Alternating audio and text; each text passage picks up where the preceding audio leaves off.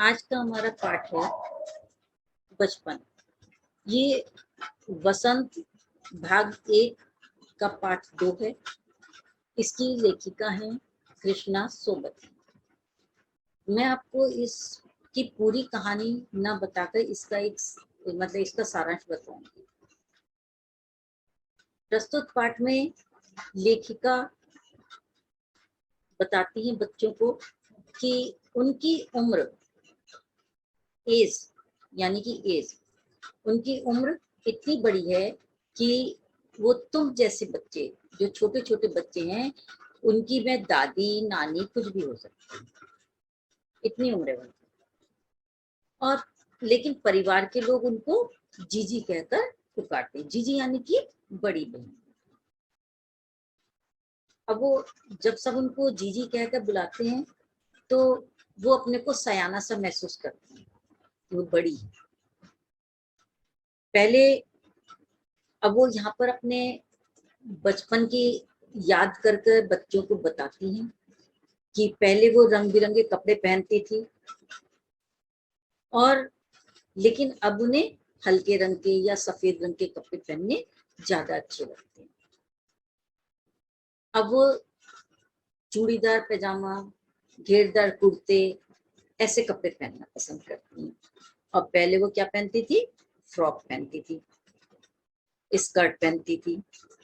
तो अब वो यहाँ बता रही हैं कि अब सब कुछ, बहुत कुछ बदल गया है। वो कहती है कि पहले मैं फ्रॉक पहना करती थी और अपनी बचपन की फ्रॉक का रंग तक उन्हें याद। वो कहती हैं कि एक फ्रॉक हल्की नीली धारी वाली थी, उसकी कॉलर गोल थी। पहले कॉलर वाली फ्रॉक पहना करते थे और उसकी जो आस्तीनें हुआ करती थी वो गोल कफ हुआ करते। कफ मतलब फूली फूली बनी हुई थी, चुन्नटोदार होती थी और थोड़ी ही फूली हुई होती थी। और दूसरी फ्रॉक उनकी थी जो गुलाबी रंग की थी और वो चुन्नटों वाली। चुन्नट तो आप लोग वैसे जानते ही होगी, फिर भी मैं एक बार बता देती हूँ कि जैसे मान लिया ये आपका एक कपड़ा है, तो इसमें इस तरह से एक ऐसे करके चुन्नटें पड़ी होती हैं। ऐसे करके ये जो सिलवटें सी डाल देते हैं, ये ऐसे करके बना होता है। तो यहाँ से तो सिमट जाती है और नीचे से ये ऐसे फैल करके आ जाती है, तो ये चुन्नटों वाली। तो ऐसी उनकी एक फ्रॉक थी। और उस समय जेब में रुमाल रखने का, फ्रॉक में ऊपर यहाँ जेब बनी होती थी और उसमें रुमाल रख दिया जाता था। जैसे आजकल आप लोग शर्ट वगैरह पहनते हैं, बच्चों के जो छोटे बच्चे होते हैं उनकी पॉकेट में हैंकी रख दिया जाता है। तो इस तरह से पहले फ्रॉक में जेब बनी हुआ करती थी। अब वो कह रही है कि वो उस समय रिबन लगाया करते थे। पहले समय में बालों में रिबन लगाए जाते थे, जैसे आजकल तरह तरह के बैंड लगा लेते हैं आप लोग, क्लचर लगा लेते हैं। पहले जो थे रिबन लगाए जाते थे। और वो बताती है कि मेरा एक लेमन कलर का फ्रॉक था जिस पर फर टकी हुई थी। फर यानी कि रोएदार कपड़ा, जैसे आजकल आप देखते हैं सॉफ्ट टॉयज में जो कपड़ा यूज होता है रोएदार, ऐसे जो है इसको फर कहा गया। तो लेखिका को लेखिका अपनी 2 ट्यूनिक की याद दिलाती है। तो एक चॉकलेटी रंग की थी और दूसरी ग्रे कलर। ट्यूनिक उसको कहा गया है, जैसे ऐसे यहाँ पर पट्टियां सी बनी होती थी, एक स्कर्ट टाइप की जैसे स्कूल ड्रेसेस में होती है, और अंदर से उसके शर्ट पहनी जाती थी। तो इस तरह की ट्यूनिक की उन्हें याद है बचपन में। अब वो कह रही है कि बचपन में हमें अपने मोजे खुद धोने पड़ते थे।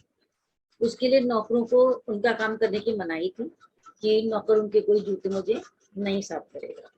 तो सब बच्चे अपने जूते मोजे खुद ही साफ करते थे। तो तो वो मोजे खुद ही धोया करते थे। और इतवार के दिन सुबह को इनका ये काम शुरू हो जाता था। सुबह उठ के सब बच्चे पहले अपने जूते साफ अपने मोजे धोते थे, उसके बाद जूतों को पॉलिश करते थे, और पॉलिश करने के बाद उसको क्या करते थे, कपड़े से रगड़ कर चमकाते थे। और उस समय इस तरह ऐसे जूते आते थे कि अगर जूता पैर में पहनते थे तो चलते चलते वो काटता था। काटने का मतलब घाव कर देता था। तो उस घाव, जब घाव हो जाएगा तो चलने में परेशानी होती थी। तो इसके लिए पहले से ही इंतजाम कर लिया जाता था कि रुई अपने साथ लेकर रखते थे। नया जूता है, काटेगा जरूर, इसलिए रुई रखते थे। और जब जूते ने काट लिया, घाव कर दिया, तो मोजे के अंदर रुई लगाते थे, उसके बाद जूता पहन लेते थे ताकि चलने में परेशानी ना हो।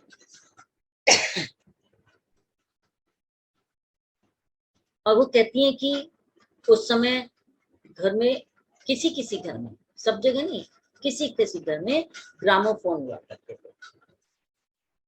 जैसे आजकल लोग यहाँ रेडियो टेलीविजन होते हैं, पहले किसी किसी घर में केवल ग्रामोफोन हुआ करते थे। उस समय रेडियो और टेलीविजन नहीं थे। और वो कहती है कि पहले हम कुल्फी खाते थे, और लेकिन आजकल वो जो कुल्फी थी उसका रूप आइसक्रीम में ले लिया है। पहले कचौड़ी और समोसे ज्यादा खाए जाते थे, आजकल उसका रूप बदल गया है। उसका सामान तो सब वही लगता है, मैदा भी और आलू बनाने का तरीका काफी कुछ वैसा ही है, बस वो तले हुए होते थे। और ये जो पैटीज है इसको बेक करके बना दिया जाता है।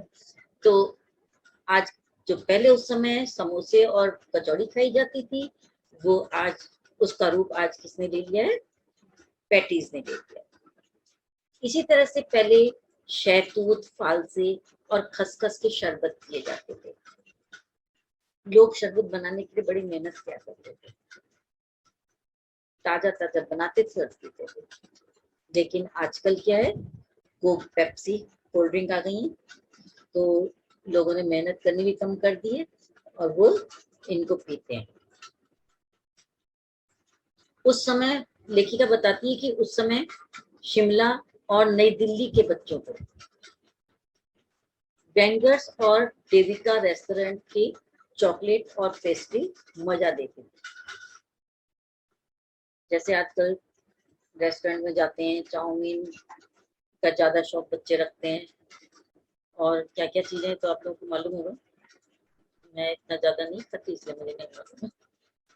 तो पहले के लोगों को चॉकलेट और पेस्ट्री इसी तरह से मजा दिया करते थे। तब लेखिका और उसके भाई बहनों की ड्यूटी लगती थी। किस चीज की, कि शिमला के मॉल से ब्राउन ब्रेड आते हैं।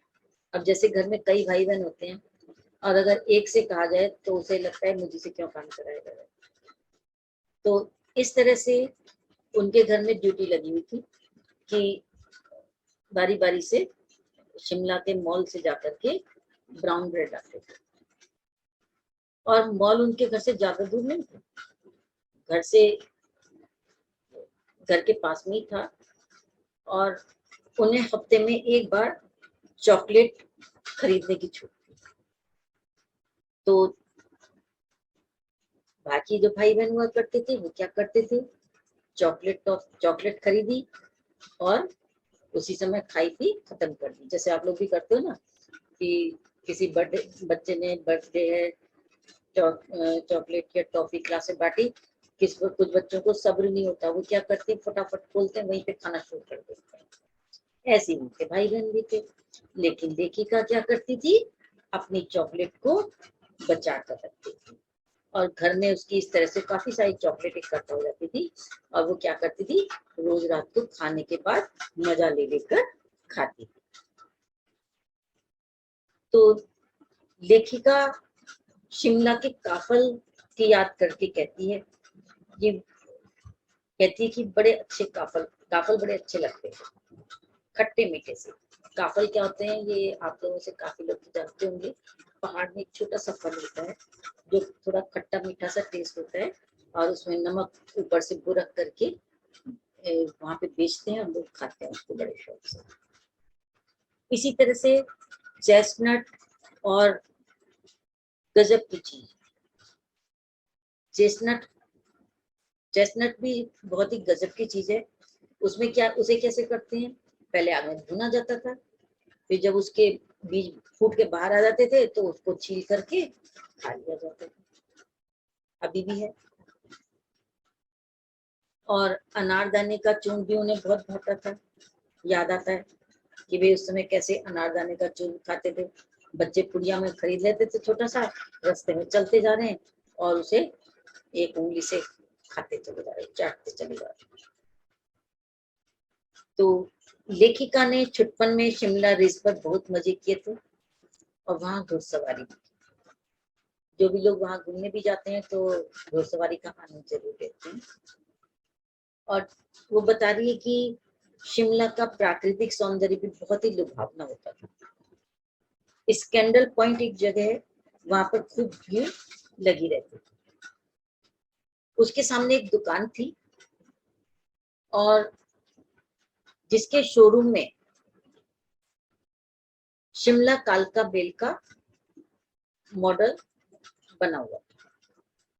उस समय की सबसे तीव्र गति से यानी तेज गति से चलने वाली एकमात्र यही ट्रेन थी, शिमला कालका ट्रेन। तो इसका मॉडल वहां पर रखा हुआ था। कभी कभी हवाई जहाज भी देखने को मिल जाते थे।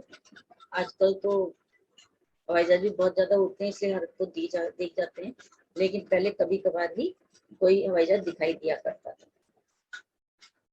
अब वहीं पे एक दुकान थी, उसको लेखिका को वो दुकान अभी तक याद है। क्यों याद है? क्योंकि वहां पर उसका पहला चश्मा बना और उस दुकान के जो डॉक्टर थे वो एक अंग्रेज थे। जब उन्होंने चश्मा लगाने के लिए उससे कहा तो चश्मा लगाते हुए उसे बहुत अटपटा सा लगा, क्योंकि आदत नहीं होती है ना, तो परेशानी होती है। अब जब वो चश्मा लगाने में उसे परेशानी होती थी तो डॉक्टर उससे कहते थे कि थोड़े समय लगाओ, ठीक हो जाएगा और चश्मा उतर भी जाएगा। और जब वो चश्मा लगाती तो उसके घर में उसके चचेरे भाई आते तो उसे चिढ़ाते थे। क्या कहकर चिढ़ाते थे? कहते थे, आंख पर चश्मा लगाया ताकि सूझे दूर की, यह नई लड़की को मालूम सूरत बनी लंगूर। अब जब छोटे बच्चे ने बड़ी मुश्किल से तो चश्मा लगाया, अब उसे ऐसे कहेंगे तो उसे थोड़ा सा चिढ़ जाते हैं बच्चे। तो उसको लगा कि शायद मैं वाकई में लंगूर जैसी तो नहीं लग रही हूँ। तो उसने क्या किया, जब वो चले गए तो उसने शीशे में अपनी सूरत देखी कि मैं वाकई में लंगूर जैसी तो नहीं लग रही हूँ। लेकिन जब उसने सामने देखा तो ऐसा कुछ भी नहीं था। फिर उसने एक टोपी लगाई, अपने सिर पर टोपी रखी कि अब मैं लंगूर जैसी तो नहीं लग रही हूँ देखने के लिए, लेकिन तब भी ऐसा कुछ नहीं था। तो वो जो थी उसे उसने क्या किया, बाद में उसे टोपियों का भी शौक हो गया और उसने टोपियां भी खूब सारी लगाने लगी। यानी तरह तरह के रंगों की टोपियां उसने खरीदी और उसे लगा दी। और धीरे धीरे समय के साथ साथ उसका चश्मा चेहरे के साथ घुल मिल गया। घुल मिल गया का मतलब है कि सेट हो गया, उसको भी परेशानी नहीं होती थी और लोगों को भी देखने में अटपटा नहीं लगता था। पहले क्या होता था कि चश्मा छोटे बच्चों के बहुत ही कम लगा था, तो अगर कोई बच्चा चश्मा लगा लेता था तो जो भी जान पहचान वाले लोग होते थे वो पूछते जरूर थे, क्यों, कोई प्रॉब्लम है क्या, कुछ समस्या हो गई है क्या? तो वो कह देती थी, डॉक्टर ने जैसे कहा तो डॉक्टर की बात दोहरा देती थी। कहती थी डॉक्टर साहब ने कहा है कि थोड़ी समय लगाओ तो चश्मा उतर जाएगा। तो उसके जो जो भी लोग देखते थे वो उसे अपनी अपनी राय देने लगते थे, क्योंकि आप लोग देखते हो अक्सर क्या होता है कि लोग अपनी राय देने लगते हैं। जैसे कोई पता चला किसी की जो तबीयत खराब है तो वो कहते हैं ये खाओ, अपनी राय देने लगते हैं। उसी तरह से उससे कहने लगे कि खूब दूध पिया करो, खाओ पियो, तुम्हारी नजर ठीक हो जाएगी। इस तरह से कहा करते हैं। पार्ट ये जो आपने वीडियो देखी है, इसको देखने के बाद कमेंट बॉक्स पर अपने व्यूज जरूर दें और इसके साथ ही मैं आपको इसकी प्रश्न उत्तर दे रही हूँ, आप उसको नोट कर लेंगे।